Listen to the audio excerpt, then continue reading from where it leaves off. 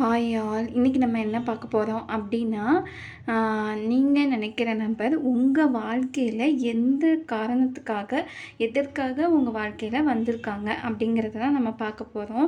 So file 1 வந்து இந்த ஒரு புக் மார்க் ப்ளூ கலரில் இருக்கிற புக் மார்க்கு. பைல் 2 வந்து இந்த கிஃப்ட்டு கட்டுவோம்ல அந்த ரிப்பனு. அப்புறம் வந்து பைல் 3 வந்து ஏர்பாட்ஸ். உங்களுக்கு வந்து இது வந்து இருக்கிறதே அழகானது அப்படி சூஸ் பண்ணி நீங்கள் போகாதீங்க. நான் சும்மா வந்து உங்களுக்கு ஃபோக்கஸ் வரணும் அப்படிங்கிறதுக்காக தான் இதெல்லாம் வச்சுருக்கேன். நீங்கள் பெட்டர் வந்து நம்பர் கூட வந்து யோசிக்கலாம். உங்களுக்கு என்ன தோணுதோ அது வந்து டிஸ்கிரிப்ஷனில் இருக்குது. ஸோ அதை வந்து செக் பண்ணி அந்த டைமை வந்து பண்ணி பார்த்துக்கோங்க. ஓகே, குரூப் நம்பர் 1 நீங்கள் வந்து நீங்கள் நினைக்கிற நம்பரை எதுக்காக பார்த்தீங்க, எதுக்கு இவங்க உங்கள் லைஃப்பில் வந்திருக்காங்க அப்படின்னு சொல்லிட்டு நம்ம பார்க்கலாம். நானாக தான் அதை கையிலேருந்து தட்டி விட்டேன், அதனால் வேண்டாம், தெரியாமல் தட்டி விட்டேன். ஸோ எதுக்காக வந்திருக்காங்க பார்க்கலாமா?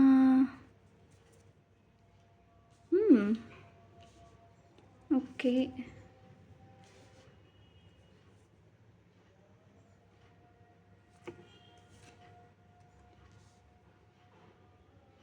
கன்ஃபியூஸ்ட் எனர்ஜியாக தான் இருக்குது. ஸோ எதுக்காக இவங்க உங்கள் லைஃப்பில் வந்திருக்காங்க அப்படின்னா வந்து ஒரு எனக்கு என்னமோ உங்களுக்கு வந்து நீங்கள் வந்து ரொம்ப நீங்களோ இல்லை உங்களுக்கு ஆப்போசிட்டில் உள்ள பர்சனோ யாரோ ஒருத்தங்க வந்து எதுக்கு எடுத்தாலும் வந்து ஒரு பொறுமையே இருக்காது உங்கள் 2 பேர்த்துக்குமே. இல்லை ஒருத்தங்களுக்கு வந்து இப்போ ஒரு ரிலேஷன்ஷிப் இருந்துச்சு அப்படின்னா இது என்ன கைண்ட் ஆஃப் ரிலேஷன்ஷிப் அப்படின்னு சொல்லிட்டு டக்குன்னு மூவ் ஆகிற ஒரு பர்சனாக இருப்பீங்க.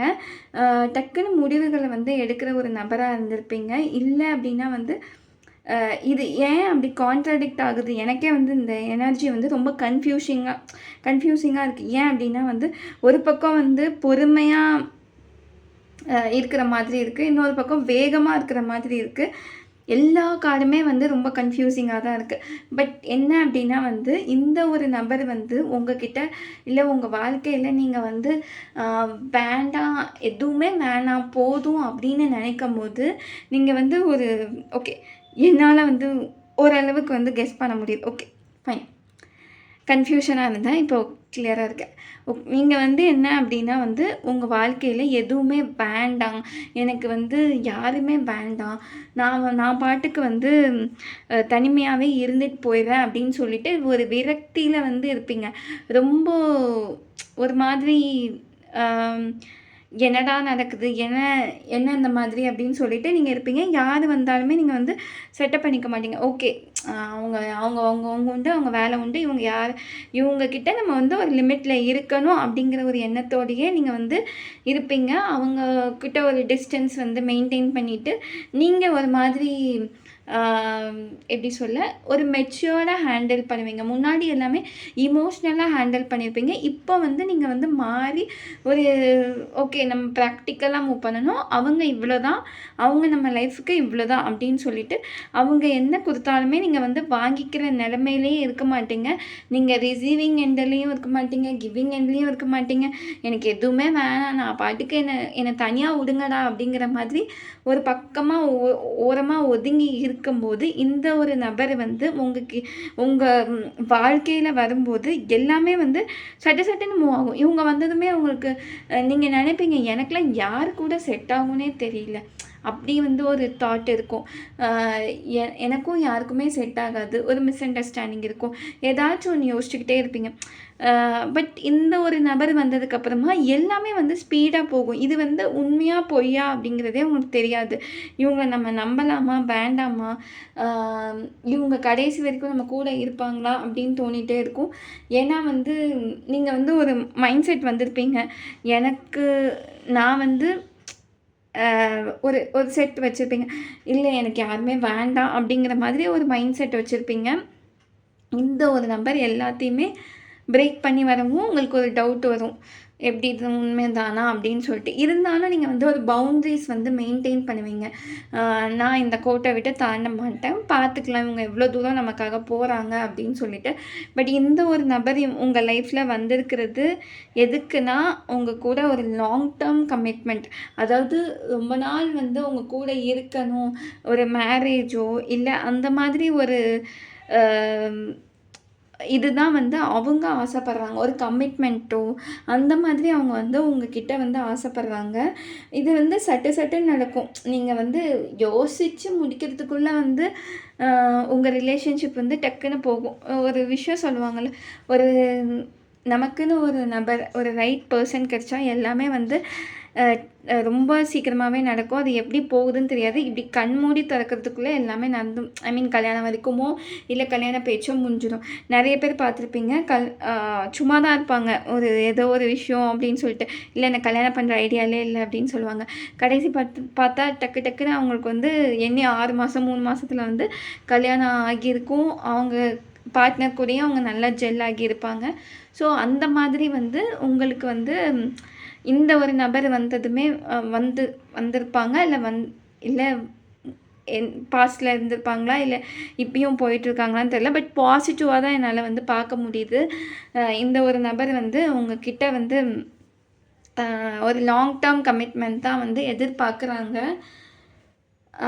ஏன்னா நோ மோர் தேன் இதுக்கு மேல அப்படிங்கிற மாதிரி இதுக்கு மேல எனக்கு வந்து ஒரு ஒரு ஒரு கமிட்மெண்ட்டுக்கோ, இல்ல ஏதோ ஒரு ரிலேஷன்ஷிப்க்கோ போக நான் தயாரா இல்ல அப்படின்னு நீங்க 2 பேருமே நினைக்கிறதுனால, நீங்க 2 பேருமே வந்து இதில வந்து ஒரு கமிட்மெண்ட்டோ, இல்ல லாங் டேர்மா ஒரு ஃப்ரெண்ட்ஷிப்போ எது வேணா இருக்கலாம். இது வந்து பர்ட்டிகுலர்லி ஒரு ரிலேஷன்ஷிப் கிடையாது. எது வேணாலுமே இருக்கலாம். ஆனா ஒரு நீடித்த கால ஒரு உறவு வந்து வச்சுக்கணும் அப்படிங்கிற மாதிரி ஆசைப்படுறாங்க. That's all for point number 1. Bye. Hi point number 2. நீங்கள் நினைக்கிற நபர் உங்கள் வாழ்க்கையில் எதற்காக வந்திருக்காங்க அப்படிங்கிறதே பார்ப்போம். எதற்காக வந்திருக்காங்க?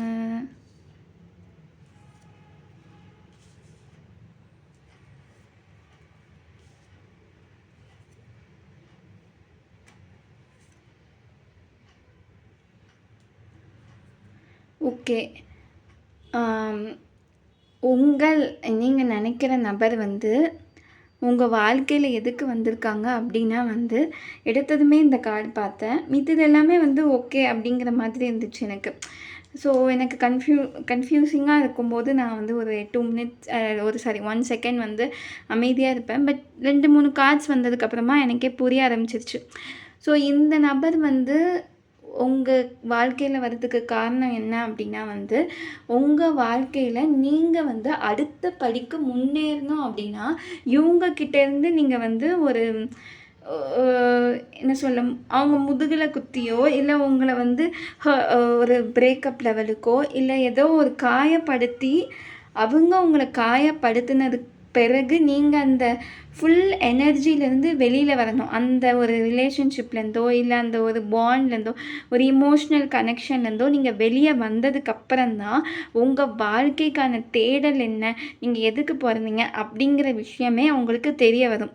நீங்கள் எதுக்கு உங்களுடைய லைஃபே வந்து அப்படியே வந்து டோட்டலி மாறும். இவங்களுக்கு முன்னாடி நான் இப்படி இருந்தேன், இவங்களுக்கு பின்னாடி நான் இப்படி இருக்கேன் அப்படிங்கிற மாதிரி உங்கள் வாழ்க்கையை திருப்பி போடக்கூடிய ஒரு ஒரு கார்மிக் எனர்ஜினே வச்சுக்கலாமே. சில பேர் வந்து இந்த கார்மிக் இல்லை சோல்மேட் சொல்ல முடியாது, என்டையர்லி கார்மிக்னே வச்சுக்கலாம். ஸோ இவங்க வந்ததுக்கப்புறம் உங்களுடைய லைஃப் பர்பஸோ, இல்லை எதுக்கு வந்தீங்க அப்படிங்கிறது வந்து கொஞ்சம் கொஞ்சமாக உங்களுக்கு தெரிய ஆரம்பிக்கும். நீங்கள் வந்து ஒரு என்ன சொல்ல ஃபினான்ஷியலாக கஷ்டப்பட்டுட்டு இருந்தீங்க, பணம் சார்ந்து கஷ்டப்பட்டுட்டு இருந்தீங்க அப்படின்னா வந்து இவங்க போனதுக்கப்புறமா நீங்கள் வந்து நீங்கள் அழுதுகிட்டே இருந்து இவங்களுக்கான எனர்ஜிலே நீங்கள் இருந்தீங்க அப்படின்னா வந்து இங்கேயே நீங்கள் ஸ்டக் ஆகிடுவீங்க. இவங்களை எப்போ மறந்து மன்னிச்சு நீங்கள் வெளியில் வர்றீங்களோ, அப்போது நீங்கள் வெளியில் வந்ததுக்கப்புறம் உங்களுக்குன்னு ஒரு சுயமரியாதையை வந்து நீங்கள் வந்து தக்க வச்சுக்கணும். இங்கே நீங்கள் சுயமரியாதை இல்லாமல் இருந்தீங்க அப்படின்னா வந்து இப்படியே படுக்கையாகவே இருந்து அப்படியே இருக்க வேண்டியது தான். ஸோ நீங்கள் எப்போ வந்து உங்கள் கையில் தான் இருக்குது, லக்கு உங்கள் கிட்ட தான் இருக்குது. நீங்கள் வந்து இந்த சக்கரத்தை வந்து சுற்றணும், அவ்வளோதான். அதுக்கப்புறம் வந்து நீங்கள் மறந்து எல்லாமே சுற்றி எல்லாமே வந்தீங்க அப்படின்னா வந்து உங்களுக்கான சுயமரியாதையும் நீங்கள் க்ரியேட் பண்ணிக்கணும். இல்லை அவங்க வந்து பேசினாங்க, இல்லை நான் அவங்கள பார்க்க போகிறேன், அவங்கக்கிட்ட பேச போகிறேன் அப்படின்னு இருந்தால் திரும்ப நீங்கள் வந்து ஸ்டக்கான எனர்ஜி, பழைய எனர்ஜிக்குள்ளேயே நீங்கள் போகிறீங்கன்னு அர்த்தம்.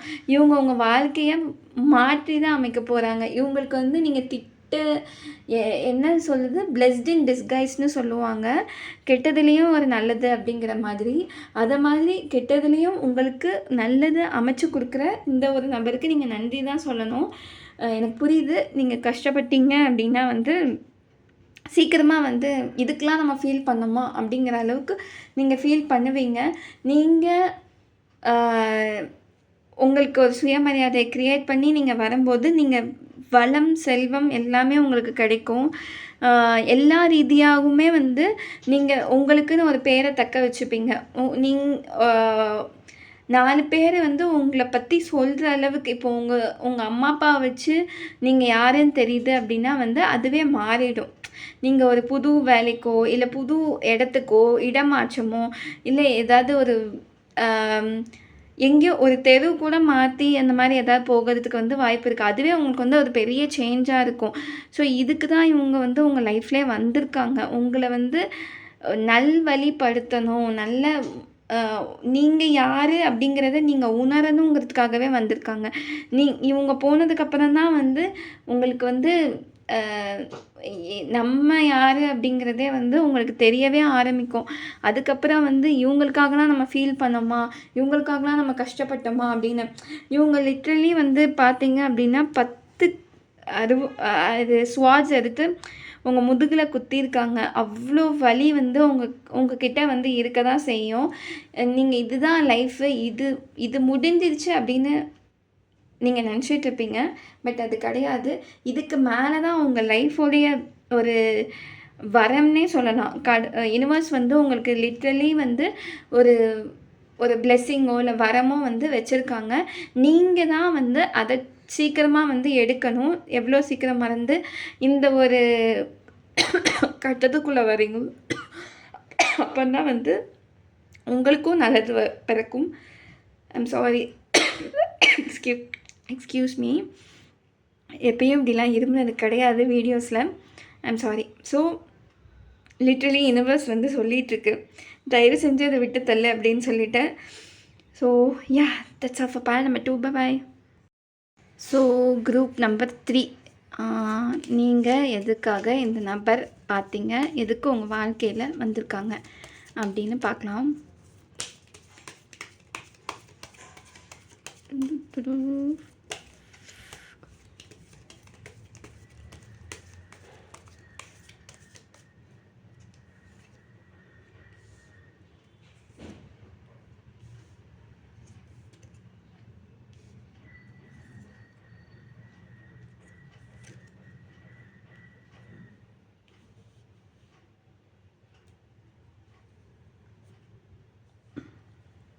ஓகே,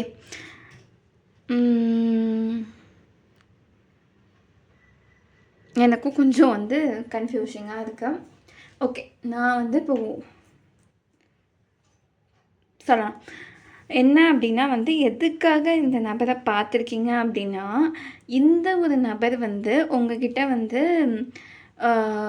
ஒரு ஈகோவோ இல்லை வந்து அவங்க வந்து அவங்களுடைய சுயநலனுக்காக வந்து ஒரு சில விஷயம் பண்ணுவாங்க. அதை வந்து எப்படி ப்ரொஜெக்ட் பண்ணுவாங்க அப்படின்னா வந்து நான் உனக்காக தானே பண்ணேன், உன்னோடைய நல்லதுக்காக தானே பண்ணேன் அப்படிங்கிற மாதிரி சில நேரங்களில் வந்து ப்ரொஜெக்ட் பண்ணிகிட்ருப்பாங்க. ஸோ இந்த ஒரு நபருக்கு மித்த நபர் வந்து நீங்கள் வந்து கம்பேர் பண்ணவே ஆரம்பிச்சிடுவீங்க. உங்களுக்கே தெரியாமல் நீங்கள் வந்து கம்பேர் பண்ண ஆரம்பிச்சிடுவீங்க.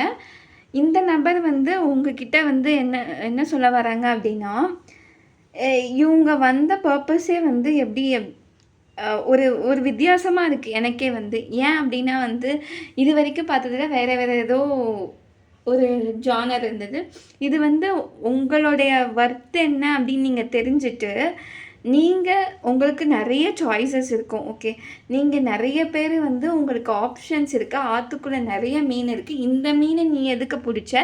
அதுவும் நீயே வந்து பிடிச்சிட்டு நீயே அடி வாங்கிட்டும் வேற இருக்க. எதுக்கு அந்த மாதிரி பண்ணிகிட்டு இருக்கிற அப்படின்னு சொல்லிட்டு உங்களுக்கு யூனிவர்ஸ் வந்து இண்டிகேட் பண்ணுறதுக்கு தான். நீங்கள் ஸோ ஒரு மூவி உண்டு. அந்த மூவியில் வந்து என்ன சொல்லுவாங்க அப்படின்னா வந்து, நீங்கள் வந்து ஒரு கரெக்டான சேர் வந்து உங்களுக்கு உட்காரதுக்கு கம்ஃபர்டபுளான ஒரு சேர் வந்து கண்டுபிடிக்கிறதுக்கு முன்னாடி நிறைய சேரில் வந்து அதாவது நிறையா நமக்கு ஃபிட் ஆகாத ஒரு ஷூஸோ அந்த மாதிரி அதில் வந்து நம்ம நின்று பார்த்தா தான் வந்து நமக்கு தெரியும் அப்படிங்கிற மாதிரி சொல்லுவாங்க. அதை மாதிரி இது வந்து ஒரு கைண்ட் ஆஃப் லெசன் மாதிரி தான். உங்களுக்கு ஒரு பாடம் மாதிரி தான். என்ன அப்படின்னா வந்து ஒரு ரிலேஷன்ஷிப்பில் உங்களுக்குன்னு ஒரு சுயமரியாதையோ ஒரு செல்ஃப் ரெஸ்பெக்டோ நீங்கள் உங்களே இழந்து ஒரு ரிலேஷன்ஷிப்பில் நீங்கள் ஹர்ட் ஆகி இருக்கணும் அப்படிங்கிற ஒரு அவசியம் கிடையவே கிடையாது. நீங்கள் வந்து உங்களுக்குன்னு நிறைய நபர் இருக்காங்க. உங்களுடைய வொர்த் அந்த புரிஞ்சுக்கிட்டு அந்த மாதிரிலாம் நிறைய பேர் இருக்காங்க. நீங்கள் அங்கே போகலாம். நீங்கள் என்ன அப்படின்னா வந்து ஒரு பயம் உங்களுக்கு கமிட்மெண்ட் கொடுத்துட்டோம், அதனால என்னால் விலக முடியாது அப்படிங்கிற ஒரு பயம் இருக்குது. அந்த மாதிரி ஒரு பயம் வந்து உங்களுக்கு இருக்கணும்னு அவசியம் கிடையாது. ஏன்னா இத்தனை பேர் வந்து உங்களை வொர்த்தாக பார்க்குறாங்க. ஸோ இங்கேருந்து நீங்கள் போனால் கூட வந்து உங்களுக்கு நிறைய பேர் வந்து சாய்ஸஸ் இருக்கிறாங்க. என்ன சொல்ல வராங்கன்னா, இவ்வளோ பெட்டர் சாய்ஸஸ் இருக்குது அப்படின்னு தான் சொல்ல வராங்க. நீங்கள் வந்து நீங்களே வந்து யோசிப்பீங்க. ஒரு இன்ஸ்டாகிராம் ரீலோ இல்லை யூடியூப் ஷார்ட்ஸோ இல்லை யூடியூப்பில் பார்க்கும்போதோ உலகத்தில் இத்தனை பேருக்கு இவ்வளோ இது பண்ணுறாங்க அப்படின்னு சொல்லிட்டு நீங்களே யோசிப்பீங்க. இப்போ நம்ம வந்து எந்த ஒரு சிச்சுவேஷனில் இருக்கிறோம் அப்படிங்கிறதையும் நீங்கள் யோசிப்பீங்க. சில நேரங்களில் வந்து உங்களுக்கு கஷ்டமே பிடிக்க ஆரம்பிச்சிடும். அது எப்படி நம்ம டெய்லி வந்து ஒரு ரொட்டீனை ஃபாலோ பண்ணி ஓகே நீங்கள் சண்டை தானே போட அப்படின்னு சொல்லிட்டு என்னமோ வந்து அந்த ரொட்டீனையே நீங்கள் ஃபாலோ பண்ண ஆரம்பிச்சிருவீங்க. ஸோ இந்த ஒரு நபர் வந்து உங்களுக்கு என்ன ப்ரூவ் பண்ண வராங்க அப்படின்னா, நீங்கள் வந்து அந்த ரிலேஷன்ஷிப்பில் இருக்கணும் அப்படிங்கிற அவசியமே கிடையாது. ஒரு கமிட்மெண்ட்டுக்கு அப்படின்னு சொல்லிட்டு இருக்கணும்னு கிடையாது. எந்த ஒரு இதில் வந்து ரிலேஷன்ஷிப்பில் உங்களுக்கு ஒரு பயம் வேறு இருக்கும். இன்செக்யூர்ட் ஃபீலிங்ஸ் இருக்கும். நீங்கள் வந்து அடிக்கடி வந்து உங்கள் பார்ட்னரோடைய அக்கௌண்ட்டோ இல்லை அந்த நபரோடைய அக்கௌண்ட்டோ பார்த்துக்கிட்டே இருப்பீங்க. இவங்க என்ன பண்ணுறாங்க, இவங்க யார் கூட பேசுகிறாங்க, அந்த மாதிரி ஏதாவது ஒன்று பார்த்துக்கிட்டே இருப்பீங்க. ஸோ அது வந்து அந்த மாதிரி நீங்கள் வந்து ஒரு ரிலேஷன்ஷிப்பில் பயத்தினால வர ஒரு ரிலேஷன்ஷிப் வந்து என்றைக்குமே வந்து ரொம்ப நாள் நீடிக்காது. அதுதான் வந்து உண்மை. பயத்தினால வர்றது வந்து என்னைக்காவது ஒரு நாள் வந்து நம்ம கைவிட்டு போக தான் செய்யும். அது வந்து உண்மையாகவும் இருக்காது, லாயலாகவும் இருக்காது. ஸோ அந்த மாதிரி நீங்கள் வந்து பயந்துக்கிட்டே இருக்கணும்னு அந்த ஒரு ரிலேஷன்ஷிப்பில் இருக்கணும்னு அவசியமே கிடையாது. இவ்வளோ சாய்ஸஸ் இருக்குது. உங்களுடைய வொர்த் என்ன அப்படின்னு நீங்கள் தெரிஞ்சுக்கோங்க. இவங்க வந்து உங்கள் லைஃப்பில் வந்து சும்மா வந்து ஒரு பாசிங் க்ளவுட்ஸ் மாதிரி தான். சும்மா டைம் பாஸுக்கு வந்த ஒரு நபர் தான். அது வந்து நீங்களே வந்து அள்ளி போட்ட ஒரு பாடம் மாதிரி எடுத்துக்கோங்களேன். அந்த மாதிரி உங்களுக்கான நபர் இவங்க கிடையாது.